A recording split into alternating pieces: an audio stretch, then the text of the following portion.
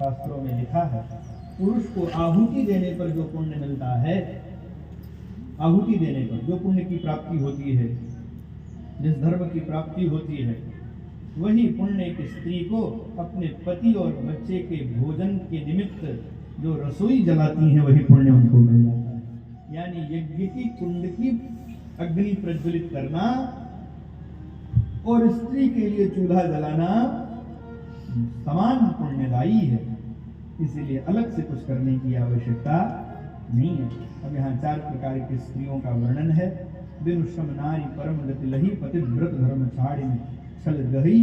जो पातिव्रता स्त्री होती है, मनसा वाचा अपने पति की सेवा में रहती है, वह स्वतः जो है परम गति को प्राप्त हो जाती है।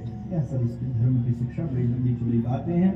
इसके बाद अब विदा हो रहे हैं, तो अत्रि क्या मांग रहे हैं भगवान से, याचना कर रहे हैं महात्मा अत्रि अनुसुईया जी। क्या मांग रहे हैं? संतत मोह पर कृपा करेहु, सेवक जान तजेव जनिनेहु। सदा मुझ पर कृपा करिएगा, कभी मुझको भूलिएगा नहीं, अपनी कृपा की छाया में सदा हमें बनाए रखिएगा। इस याचना के साथ में श्री अत्रि जी के आश्रम से भगवान आगे बढ़े, और जब आगे बढ़े, क्या बढ़िया शोभा है। गोस्वामी जी कहते हैं, आगे आया जैसे आगे चले तो विराध नाम का राक्षस मिला, भगवान ने उसका उद्धार किया है। विराध माने जो किसी की भी आराधना न करे, जो किसी की भी आराधना न करे, उसी का नाम विराध। अथवा तो विराधयति लोकान पीड़यति विराधा, विराधा जो अपने व्यवहार से लोक को पीड़ा दे, उसी का नाम विराध। श्रीमद् वाल्मीकि रामायण में वर्णन है कि इसने खुद बताया कि हम कैसे मरेंगे। एक गड्ढा खोदो, फिर उसमें मुझे डालो, फिर मिट्टी डालो, फिर कचरो, फिर मुझे मिट्टी डालो, फिर कचरो, तब मैं मरूंगा।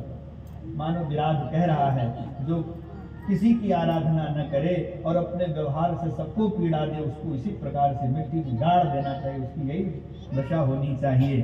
भगवान ने विराध को निज देख दुखी निज धाम पठावा, अपने वैकुंठ को भेज दिया। और जब आगे बढ़े, सर्वंगा नाम की एक जगह, वहाँ महात्मा सर्वंग रहते हैं। और जैसे भगवान आए, और महाराते न कोई स्तुति न कोई प्रार्थना, आते ही कहने लगे, चितवत पंथ रहूं दिन राती। कब से तुम्हारी राह जो रहा था, अब आए। ऐसे भगवान से बात कर रहे हैं, कब से रात का जो रहा था। महात्मा सर्वंग ने कहा, अरे कब से जो रहे थे? बोले महाराज, हमको लेने के लिए ब्रह्मा जी आए, इंद्र आए, और बड़े बड़े देवता आए ले जाने के लिए। मैंने मना कर दिया कि मैं नहीं जाऊंगा, मैं नहीं जाऊंगा। बोले क्यों मना कर दिया? बोले जब ब्रह्मा जी मुझे लेने आए थे ब्रह्मलोक, चलो तो मुझे पता चल गया कि भगवान का अवतार तो पृथ्वी पर हो गया है। जिस भगवान को प्राप्त करने के लिए लोग वैकुंठ जाते हैं, वह वैकुंठनाथ भगवान धरती पर आए हैं। और पता चला कि वे चित्रकूट तक आ गए हैं, जल्दी आने वाले हैं।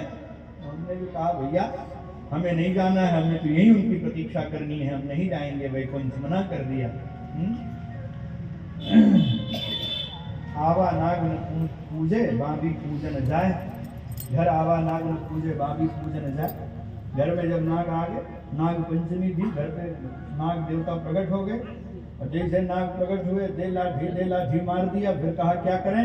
बोले आज नाग पंचमी है, चलो जहाँ बाबी यानी जहाँ सांप की बिल है, चलो वहाँ लावा और दूध चढ़ाया है। बताओ, जब प्रत्यक्ष आए तो मार के गिरा दिया।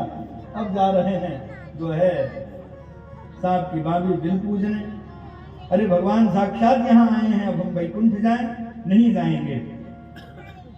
श्रोताओं, महात्मा सर्वंग कहते हैं, प्रभु अब आप आ गए हो, आपको देख करके परम शांति का अनुभव हो रहा है। चितवत पंथ रहूं दिन राती, अब प्रभु देख जुड़ानी छाती। तो भगवान ने कहा क्या चाहते हो? उस महात्मा सर्वंग ने कहा, हे स्वामी, हम चाहते यही है कि जब तक हम अपने प्राणों का उत्सर्जन न कर दें, तब तक आप यहीं खड़े रहो। मैं अब आपको देखता देखता इस संसार से विदा लेना चाहता हूँ। तब लग रहूं दीन हित लागी, जब लग मिलाऊं तुम्हें तनु त्यागी। ऐसा ही एक